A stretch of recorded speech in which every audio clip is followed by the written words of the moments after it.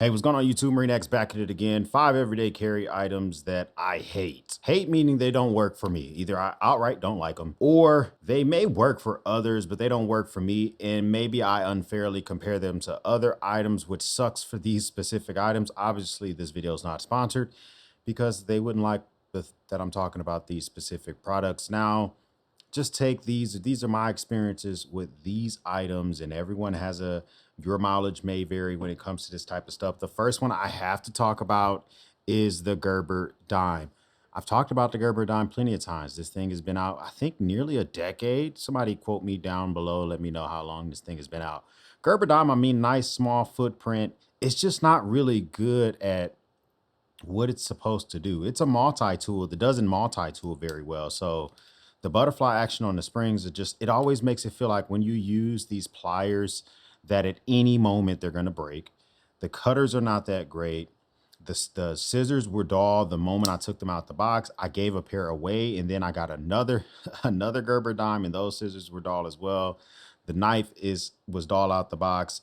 Another thing about the scissors is that they don't cut the best. Like the actual action, the spring action is nowhere near good. As I would say, the top of the top is a Victorinox. Right below it is like a Leatherman, and then you got Gerber, and then Roxxon, and every kind of like everyone else. At least everyone else that I've tested, scissors just don't cut that great. So if you want to use them to cut a zip tie or cut through a sheet of paper, you're not really gonna go to these first.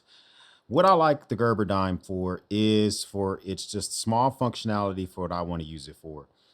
Opening boxes, if I have it nearby, just to kind of pull this little tool out and be able to use this to open up a box, works just fine for that type of stuff.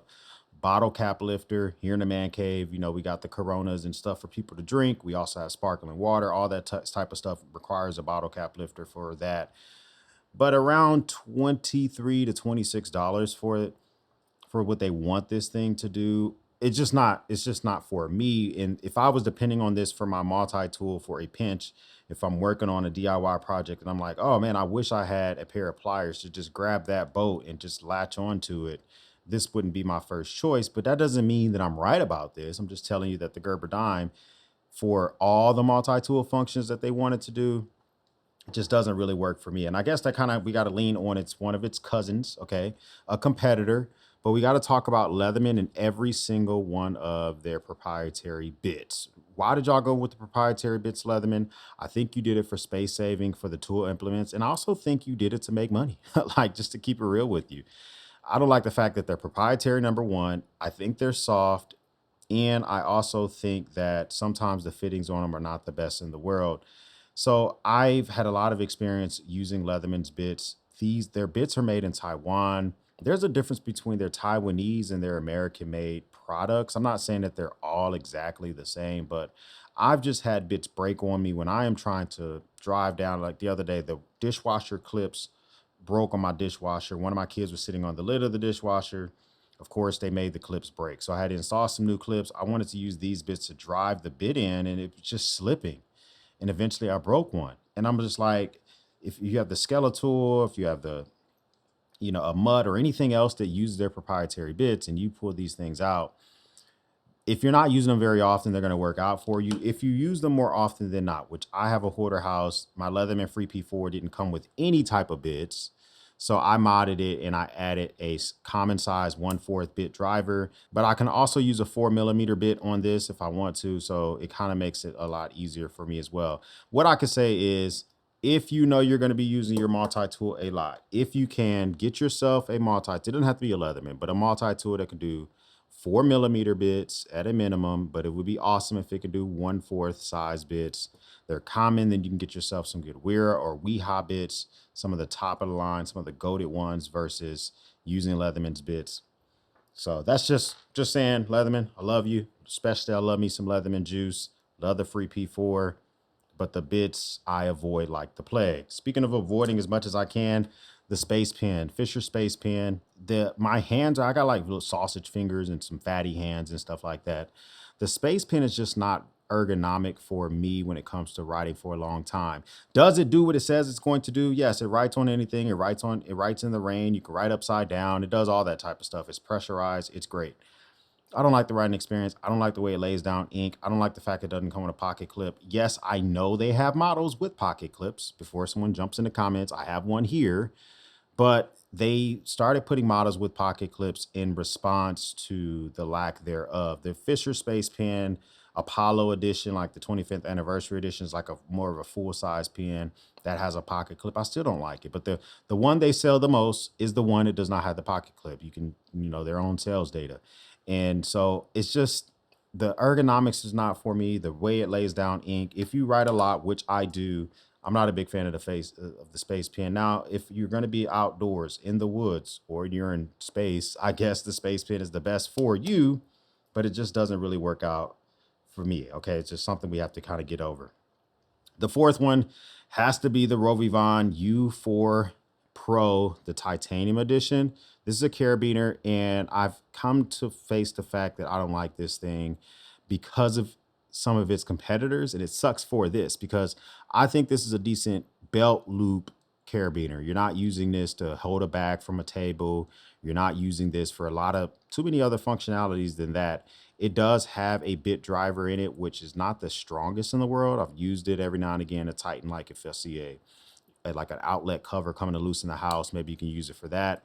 It says it's a number 11 utility blade on the little label there. I don't know if you can see that. However, it's not a common, I think it's a proprietary blade. And a lot of kind of these Chinese makers use this blade that has the middle cut out, but it's not a common thing. So if you're going to be using this a ton to open up boxes and you're going to change out the blade a lot, that could get on your nerves. But it's actually just one thing I don't like about it. It's kind of complicated to loop something to the carabiner itself and hang this from your keys or hang it from other items. I unfairly compare it to the Gear Aid Hero Clip. The Gear Aid Hero Clip is what I use for everything. I hang bags from tables. There's a bag hanging over my shoulder that's using a Hero Clip. I have a battery bank above holding a camera in midair using a Hero Clip. Hero Clips are my go-to, whether the small size, the mini size, the medium size, it doesn't matter. This is kind of what I go to pretty often. So I think it's kind of sucks because I can get a few Hero Clips for the price.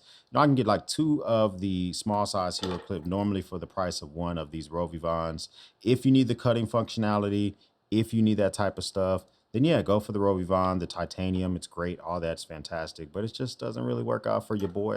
Shout out Rivon. I know you wanted me to like it, but it's just not for me. The next one hurts my heart to say it because I know a lot of you folks like it, but every single fancy Hank. I've talked about these before. So over the last couple of months, I've tried to force myself to carry a Hank in my EDC. And what I've realized is that the nice Hanks serve no purpose for me and my family. They probably serve purposes for you. Maybe you use them, just have the nice soft side so you can wipe down glasses and stuff like that. Has the rougher side to get the tougher fingerprints off of maybe a phone or something like that. But no offense to Awesome Hank, any of your competitors. I just think that these are too pricey for what I use them for. What I realized is carrying these that I'll just like normal as handkerchiefs. I got some dry ski Hanks that I picked up. Or you can use some bandanas if you got those laying around. But the reason that I just like to keep it simple, stupid is because I noticed that if I try to baby the nice Hanks, they don't really make the cut. First off, the size difference is usually pretty pronounced. This is the size for that one. This is the size for the dry ski. So dry ski is just significantly much more real estate. So this thing, I think I got 5 of the dry skis for 15, 16 bucks. This one of these costs $25. You can machine wash these cold, no fabric softener, dry them in the dryer. You're good to go. But the other day I was at a Pee Wee football game and one of my sons was crying and going crazy. And I finally got him to calm down. But during the crying, snot running down the nose, tears coming down, all this type of stuff. And pulled this out my back left pocket, wiped his nose, wiped his eyes, cleaned the tears before they dried into dry tears and leave marks on his face. And then I could just simply fold it up, fold the snot side inward, right? Hit my hands with some hand sanitizer, get home and wash these instead of feeling bad that I use the Awesome Hanks or any of the super fancy handkerchiefs. So if you want to carry those, that's why I mentioned over a year ago, carrying those don't really work out for me. These come in handy for certain scenarios. So if you have to do something, just keep it very, very simple. I hate that the Rivon made the list twice. It's unfortunate that they made the list twice, but I have to kind of let it be known that I do like, okay, I do like Rivon products. I have a Rivon Angel Eyes E30 or E200U flashlight. This thing's great. It has a tripod mount, which is good for me doing YouTube stuff. UV light, see if I see any crazy things in a hotel room. Easy to use.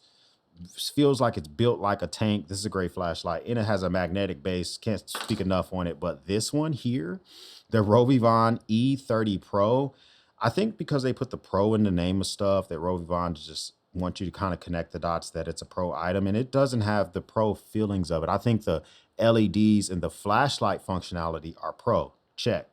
But the user interface, the way you interact with this flashlight, I don't think it's very Pro. The buttons are extremely mushy. It's very, very fat and chunky. They're trying to compete with the Nikkor EDC 27 UHI, and it's just not doing it. This top button is entirely too freaking big. It protrudes very high. There's a smaller button next to it. There's a button on the side. Like, there's just a lot of stuff going on. The user experience, the user interface is not good for this. The pocket clip is good. It does feel strong, but it feels a little bit, because they want it to be deep carry and be able to fit over Dickies and wool and trousers and all that type of stuff. It's so protruding that when you have this in your hand and you're actually using it, the pocket clip kind of gets on your nerves in the palm of your hand. So because they're trying to compete with the Nikkor ED7 UHI, this is about the same price, and I can just recommend the Nikkor all day, every day, or get a Streamlight Wedge. But unfortunately for me, it does not work. Flashlight functionality, if you want the flashlight, the distance and all that, perfect. But experience it in your hand, not so much. Those are the 5, but I got a couple of honorable mentions, because we always got some honorable mentions around here. Every pry bar that you carry in your everyday carry, and you're not in a text, if you're not a carpenter and you're not scraping up old carpet or scraping off paint off a wall, I think they're phasing out of like the everyday carry experience. Great Vero, and I have here an Opry and all sorts of other companies, Daily Carry Co. A lot of folks came out with pry bars when they were all the craze. Everyone wanted one. I think they're phasing out. It's just, I tried to force myself over the last couple of weeks to carry a pry bar in my EDC so I can give you another experience about it. I never pulled it out. I didn't see the point of it. It looks good in photos. I still didn't really even take it in photos. And as handy as you think a pry bar is, someone comment down below if you're, other than folks that are in the trades, whether HVAC or carpentry, electrician, whatever. I'm just talking about an everyday Joe that's going into an office environment. And why would you both carry a pry bar in a multi-tool? Or why would you carry this instead of a multi-tool? It just doesn't really work out for me very much when it comes to this, but everybody's a little bit different. That's why it's kind of like, I don't want to put in a full hate category, because I see the functionality behind it, and it's normally not a part of my EDC. Then I got to talk about knives that have this specific knife. I don't talk about hating on too many knives very often, but the V-Knives Poseidon, not a big fan of it. This was the very first knife I ever owned that had titanium scales, and it looks fantastic. It does look like the ocean. It has a Poseidon feeling. That's where they got the name from. And it just looks really good. But look at the hardware. This knife rarely gets carried. The hardware is starting to discolor. The actual pivot screws is starting to discolor. The thumb stud is starting to no longer look blue like it should. That is an issue for a knife that spends, out of 365 days in a year, this knife probably spends 350 of those days inside of a case. Okay, it might get carried 5 times a year. The coloration is off. Fidget factor is on point. It's great. I would say you can spidey flick this thing. This is actually great for that type of use case, but the knife itself has a couple of other issues that I'm not a fan of. Is when you deploy it, sometimes the liner lock misses and it doesn't fully lock in. I can't get it to do it at this moment, but you think that you've deployed the knife and you have it, and it can kind of come down on your hand. Like, it's even right there, it's not really doing it. So when you spend this much money, I think this knife cost me over 200 bucks. If this was and it's 154 cm, and so it has blue liners. It looks nice. It only has a liner on one side, which is a weird thing, but liners nonetheless. I will say this: when you spend over $200 on a knife, you should expect more. This was my first experience of getting a knife where it has thock It is fidget fun, all of that type of stuff. But for the discolorations, for the use cases, for how often I have to sharpen this when I was consistently carrying it, I'm not a big fan of it. But it's just a saved round because I don't carry it enough to like fully say, oh, it's my main knife and I absolutely can't stand it at all. I wish I didn't have it, all that type of stuff. Comment down below, what are some everyday carry stuff, items that you have that you hate? Listen, I saw someone mention they hate the Leatherman juice. I almost wanted to reach through the internet and shake them and try to bring them back on the reservation. Okay. But, you know, it is what it is. First time stopping by, hit the subscribe button. I would love to have you part of the battalion. If this is not your first time stopping by, well, thank you once again for watching me run my grape.